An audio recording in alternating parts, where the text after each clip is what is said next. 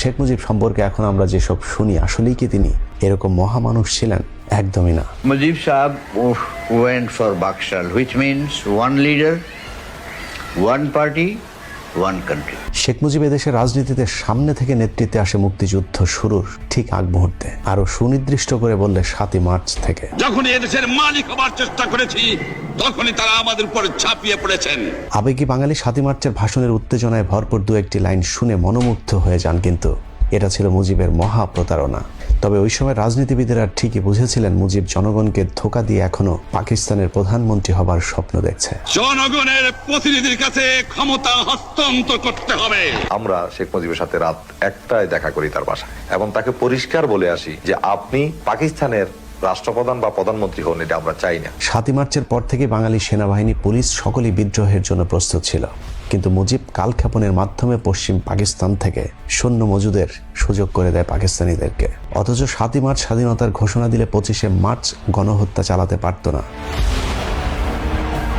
শেখ মুজিবের 7ই মার্চের ভাষণের পর ওই সময়ের আওয়ামী লীগ নেতারাও যে ক্ষোভ জানিয়েছিলেন, সেই কথাটি হাসিনা নিজেও এখন স্বীকার করেন। ভাষণে যাওয়ার আগে অনেকেই দিন রাত পরিশ্রম করেছেন, অনেক পয়েন্ট তৈরি করেছেন। অনেকে বলছে এইভাবে বলতে হবে, এই করতে হবে, এটা না বলে হতাশ হয়ে ফিরে যাবে, নানা ধরনের কথায় সমস্ত আমরা জর্জরিত ছিলাম। অথচ বর্তমান আওয়ামী লীগ 7ই মার্চে দেয়া শেখ মুজিবের প্রতারণামূলক সেই বক্তব্য থেকে বড় একটি অংশ বাদ দিয়ে নিজেদের সুবিধাজনক অংশটুকে স্বাধীনতার ঘোষণা হিসেবে প্রচার করছে। কিন্তু 7ই মার্চের ভাষণে হুমকি ধমকি থাকলেও পুরোটা শুনলে বোঝা যাবে শেখ মুজিব এই বক্তব্যে আর যাই হোক স্বাধীনতার ঘোষণা দেননি। 7ই মার্চ প্রথম কিন্তু পতাকাটা আমি শেখ মুজিবকে পল্টন ময়দানে দিয়েছিলাম। তিনি আমাকে বলেন ইট ইজ টু আর্লি। আমি বলেছিলাম যে এটা আর্লি নয়, this is the correct time. Sheikh মুজিবের 7ই মার্চের বক্তব্য থেকে অনেকটুকু অংশ বাদ দিয়ে দেওয়া হয়েছে। তার মাঝে একটি কথা হলো, শেখ মুজিব মিটিং সমাপ্তির ঘোষণা দেওয়ার আগে বলেছিলেন তিনি রক্ত দেওয়ার জন্য প্রস্তুত।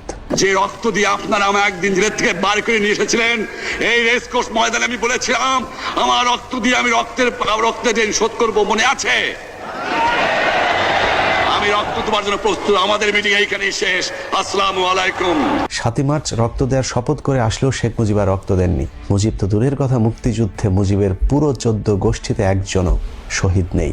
ধাপ্পাবাজ মুজিব 25শে মার্চ রাতে পাকিস্তানিদের সাথে আতাত করে চলে যান পাকিস্তানে। সাথে নিয়ে যান ডক্টর কামালকে। পাকিস্তানে গিয়ে তিনি বেশিরভাগ সময়ে এই ডক্টর কামালের শ্বশুর বাড়িতেই অবস্থান করেছেন। 25শে মার্চ রাতে পাকিস্তানিদের কাছে গ্রেপ্তারের আগে আওয়ামী লীগ নেতারা খুব জোরাজুরি করেছিলেন শেখ মুজিবকে অন্তত স্বাধীনতার ঘোষণা দিয়ে তারপরে পাকিস্তানিদের কাছে গ্রেপ্তার হওয়ার জন্য। কিন্তু শেখ মুজিব স্বাধীনতার ঘোষণা না দিয়ে তাজউদ্দিনকে বলেছিলেন বাড়িতে গিয়ে নাকে তেল দিয়ে ঘুমাও, 27 তারিখে হরতাল। যে তথ্যটি তাজউদ্দিন আহমেদের মেয়ে তার বইতে লিখেছেন। এভাবে দুই পাকিস্তানকে এক রাখার স্বপ্নদ্রষ্টা মুজিব মুক্তিযুদ্ধের পুরো 9 মাস কথিত জেল থেকে বেরিয়েই হয়ে যান পাকিস্তান বিরোধী জাতির পিতা বঙ্গবন্ধু শেখ মুজিব। শ্রীমতী গান্ধী আমার জন্য দুনিয়ার এমন জায়গা নাই যেখানে চেষ্টা করেন নাই আমাকে রক্ষা করার জন্য। আমি ব্যক্তিগতভাবে তার কাছে কৃতজ্ঞ। যখন যেমন তখন তেমন মুজিবের এই বক্তব্য শোনার পর কে বলবে মাত্র 2 দিন আগেই শেখ মুজিব পাকিস্তানে দালালি করে এসেছে। शेख मुजीब ने कहा मुझे रेडियो पाकिस्तान ले चलो, मैं अभी बंगाल के लोगों से खिताब करूंगा और पाकिस्तान वैसे का वैसा कायम रहेगा। 14 ডিসেম্বর মুজিব ইয়াহিয়া সহ পাকিস্তানের রাজনৈতিক নেতাদের মাঝে গুরুত্বপূর্ণ একটি মিটিং হয়। সেখানে সবাইকে জানানো হয় জেনারেল ইয়াহিয়া আত্মসমর্পণের সিদ্ধান্ত নিয়েছেন। কথা শুনে শেখ মুজিব প্রচন্ড ক্ষেপে চেয়ার থেকে উঠে দাঁড়ান। মুজিব নিয়াজিকে বলেন, না, তোমাদের সিদ্ধান্তে পূর্ব পাকিস্তান আলাদা হতে পারে না। আমি পাকিস্তানের মেজরিটি পার্টির লিডার, আমাকে পাকিস্তান রেডিও টিভিতে নিয়ে চলো। আমি পূর্ব পাকিস্তানের জনগণকে বোঝাবো যেভাবেই হোক 2 পাকিস্তানকে এক রাখতেই হবে। इस पाकिस्तान फाल हो गए, इंडिया ने फतह कर ली, तो इधर जो पाकिस्तान में मैंने याहिया को उतार के तो मैंने खुद अपने में बन गई। शेख मुजीब एकदम जैसे ना उछल के खड़ा हो गया गुस्से में। How it is possible, you are usurper, I am majority leader, तुम कैसे बन सकते हो प्राइम मिनिस्टर, ये मेरा हक है। মুক্তিযুদ্ধের 9 মাস পাকিস্তানি সামরিক বাহিনী ও বিভিন্ন রাজনৈতিক নেতাদের সাথে মিটিংগুলোতে মুজিবকে জানানো হয়েছিল পূর্ব পাকিস্তানে তেমন কিছুই হচ্ছে না। আসলে সেটাই সত্যি ছিল। 1971 সালে এপ্রিলের পর থেকে অফিস আদালত, ঢাকা বিশ্ববিদ্যালয় সহ শিক্ষা প্রতিষ্ঠান স্বাভাবিক হয়ে যেতে থাকে। সবচেয়ে সাহসী ত্যাগী মুক্তিযোদ্ধাও বিশ্বাস করতে পারতেন না মুক্তিযুদ্ধ করে বাংলাদেশ স্বাধীন করা সম্ভব। কিন্তু 3রা ডিসেম্বর ভারতীয় যৌথ বাহিনীর হামলার পর রাতারাতি পরিস্থিতি পাল্টে যায়। এছাড়া পশ্চিম পাকিস্তান থেকে পাঠানো অস্ত্রবাহী নতুন জাহাজ ভারত আটকে দিলে এবং আমেরিকার পাঠানো 7ম নৌবহর এসে না পৌঁছাতেই মাত্র 13 দিনের মাথায় আত্মসমর্পণ করতে বাধ্য হয় শক্তিশালী পাকিস্তানি বাহিনী। কিন্তু হঠাৎ করে পাকিস্তানি শীর্ষ সেনা অফিসারদের কাছে শোনার পর শেখ মুজিব বাংলাদেশের স্বাধীনতার কথা বিশ্বাস করতে পারছিলেন না। তবে পাকিস্তানিরা বুঝতে পেরেছিলেন ততক্ষণে অনেক দেরি হয়ে গিয়েছে, যে কারণে মুজিবকে পাকিস্তান রেডিও টিভিতে না পাঠিয়ে বাংলাদেশে পাঠানোর সিদ্ধান্ত নেওয়া হয়। কারণ তারা মনে করেছিলেন মুজিবকে দিয়ে আবারও দুই পাকিস্তানে এক করানো সম্ভব। শেখ মুজিবের ব্যক্তিগত খরচের জন্য একটি লাগেজ ভর্তি মার্কিন ডলারও সাথে দিয়ে দেওয়া হয়েছিল, যে তথ্যটি পাওয়া যায় এয়ার মার্শাল জাফরে চৌধুরীর লেখা মোজাইক অফ মেমোরি বইয়ের 75 নম্বর পৃষ্ঠায়। যেহেতু জামায়াত ইসলামী সহ বাংলাদেশের বিরাট একটা অংশ পাকিস্তান আলাদা হোক এটা চাইতো না, সে কারণেই পাকিস্তানিদের আশা ছিল শেখ মুজিবকে দিয়ে আবারও দুই পাকিস্তানে এক করানো সম্ভব। কিন্তু পাকিস্তানিদের কাছে দিয়ে আসা কথা শেখ মুজিব পাকিস্তান থেকে লন্ডনে গিয়েই ভুলে যান। পাকিস্তান থেকে লন্ডনে নামার পরই ভারতীয় গোয়েন্দা সংস্থার কবজায় বন্দী হন শেখ মুজিব। সেখান থেকে মুজিবকে জানিয়ে দেওয়া হয় বাংলাদেশ এখন ভারতের নিয়ন্ত্রিত একটি ভূখণ্ড, এখানে রাজা হতে হলে আগে ভারতের প্রজা হতে হবে। মুজিবও দীর্ঘদিনের আকাঙ্ক্ষিত ক্ষমতার স্বাদ পেতে রয়ের সেই ফাঁদ গলায় পড়ে নেন, যে কারণে লন্ডন থেকে মুজিব বাংলাদেশে না গিয়ে রহস্যজনকভাবে সোজা ভারতে গিয়ে ইন্দিরার সাথে বৈঠকে বসেন। मुक्ति बाहिनी की सहायता करेंगे, बांग्लादेश के लोगों की मदद करेंगे और तीसरे कि शेख साहब को हम जरूर छुड़वाएंगे जेल से। हमने भी अपने तीनों वादे पूरे किए हैं। শেখ মুজিবের প্রয়োজন ছিল ক্ষমতার, ভারতের প্রয়োজন ছিল ক্ষমতার লোভী একজন নেতা যাকে দিয়ে ভারতের স্বার্থ বাংলাদেশে উদ্ধার হবে। শেখ মুজিবের তখন জনপ্রিয়তা তুঙ্গে, যে কারণে মুক্তিযুদ্ধের মূল নায়ক জেনারেল ওসমানী সহ তাজউদ্দিন জিয়াউর রহমান সেই সাথে সেক্টর কমান্ডারদেরকে বাদ দিয়েই ক্ষমতার একক নিয়ন্ত্রণ দেওয়া হয় শেখ মুজিবের হাতে। আমাকে প্রশ্ন করা হয় শ্রীমতী ইন্দিরা গান্ধীর সাথে আপনার আদর্শে এত মিল কেন? আমি বলি এটা আদর্শের মিল, এটা নীতির মিল, এটা মনুষ্যত্বের মিল, এটা বিশ্ব শান্তির মিল।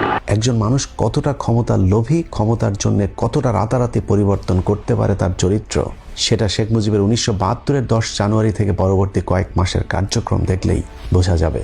শেখ মুজিব যে শুধুই কৌশলের জন্য ভারতের সাথে হাত মিলিয়েছিলেন তা নয়, বরং পুরোদস্তুর একজন খাঁটি ভারতীয় দালালে পরিণত হয়েছিলেন। ভারতের পরিকল্পনা মুজিব প্রতিটি অক্ষরে অক্ষরে চাকরের মতো পালন করেছিলেন, যার প্রথম ধাপ শুরু হয় ভারতের লিখে দেয়া 1 পৃষ্ঠার কথিত একটি সংবিধানের মধ্য দিয়ে। মুজিব 1972 সালের 10 জানুয়ারি দেশের মাটিতে পা দিয়ে মুজিবনগর অস্থায়ী সরকারের সংবিধানটি বাতিল করে নতুন একটি আদেশ জারি করেন। প্রশ্ন হলো, শেখ মুজিব কি পাকিস্তানের জেলে বসেই এই সংবিধান লিখেছিলেন?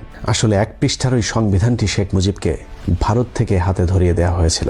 সেই সংবিধানটি যে শেখ মুজিবকে ভারত থেকেই দেওয়া হয়েছিল সেটি আজকের অনুষ্ঠানের অনুসন্ধানের মূল বিষয়। অনেকে মনে করতে পারেন মুজিবনগর সরকারের সাথে সংশ্লিষ্ট অন্য নেতাদের সাথে পরামর্শ করেই হয়তো শেখ মুজিব নতুন এই সংবিধানটি রচনা করেছিলেন। কিন্তু বাস্তবতা হলো মুক্তিযুদ্ধের রণাঙ্গনে যারা যুদ্ধ পরিচালনা করেছিলেন সেই তাজউদ্দিন আহমেদকে প্রধানমন্ত্রীর পদ থেকে এবং সৈয়দ নজরুল ইসলামকে রাষ্ট্রপতির পদ থেকে বহিষ্কার করে নতুন শাসনতান্ত্রিক আদেশ জারি করেন মুজিব। এর কারণ ভারত মুক্তিযুদ্ধে যারা নেতৃত্বে ছিলেন তাদের কাউকেই পছন্দ করতেন না, বরং ভারতের নিয়ন্ত্রণে থাকা মুজিব বাহিনীর প্রতি তাদের সর্বোচ্চ আস্থা এবং ভরসা ছিল। মুক্তিযুদ্ধে নেতৃত্ব দেওয়া মানুষগুলোকে সরকার থেকে সরানোর পর ভারত কিভাবে মুজিবের মাধ্যমে বাংলাদেশে মুক্তিযুদ্ধ বিরোধী পরিকল্পনা বাস্তবায়ন করেছিল, চলুন সেটাই দেখা যাক। বাংলাদেশ 4টে স্তম্ভের উপর চলবে: জাতীয়তাবাদ, সমাজতন্ত্র, গণতন্ত্র আর ধর্মনিরপেক্ষ রাষ্ট্র। আমরা সকলেই শুনে এসেছি মুক্তিযুদ্ধের 4টি মূল নীতি আদর্শ হলো গণতন্ত্র, সমাজতন্ত্র, ধর্মনিরপেক্ষতা এবং জাতীয়তাবাদ। কিন্তু আসলেই কি এই 4টি আদর্শের জন্য আমাদের মুক্তিযুদ্ধ হয়েছিল? মুক্তিযুদ্ধের আগে 11 দফা, 21 দফা, 6 দফা গণ অভ্যুত্থান, কোথাও কি এই 4টি আদর্শের কথা আমরা শুনেছি?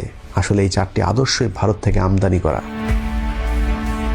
1927 সালে মতিলাল নেহেরু কংগ্রেসের রেজুলেশনে গণতন্ত্র, সমাজতন্ত্র, ধর্মনিরপেক্ষতা, জাতীয়তাবাদ এই 4টি আদর্শের প্রস্তাব করেছিলেন। সেই সময় সুভাষ বসু, জিন্নাহ সহ অন্য নেতারা তার সে প্রস্তাব প্রত্যাখ্যান করেছিল, যদিও 1930 সালে সেটা পাশ করতে সামর্থ্য হয় কংগ্রেস সরকার।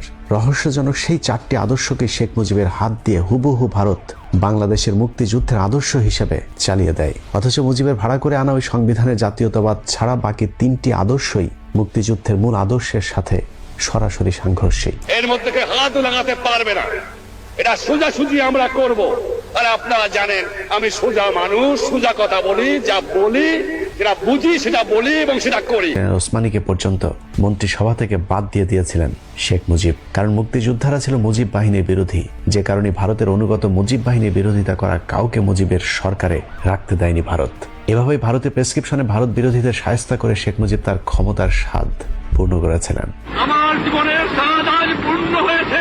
একইভাবে ভারতকে সবকিছু দিয়ে ধোঁকাবাজ মুজিবের কন্যাও ক্ষমতায় টিকে রয়েছে দীর্ঘদিন ধরে। আমরা ভারতকে যে দিয়েছি সেটা ভারত সারা জীবন মনে রাখবে। আসলে এদের কোনো দল বা আদর্শ নেই, মূলত শেখ পরিবারের রক্তই হচ্ছে দূষিত। যে কারণে বীর মুক্তিযোদ্ধা ডালিম বলেছিলেন, আমরা শেখ মুজিবের সাথে পুরো বংশ কেন নির্বংশ করতে চেয়েছিলাম সেটা বুঝবার জন্য হাসিনা এবং রেহানা 2 পিসকে রেখে গেলাম। বীর মুক্তিযোদ্ধা মেজর ডালিমের সেই ভবিষ্যৎবাণী আমরা এখন হারে হারে টের পাচ্ছি। 2 পিসেই যদি এই অবস্থা হয়, তাহলে আরো কয়েক পিস যদি থাকতো তাহলে কি হতো সেটা একটু চিন্তা করে দেখুন।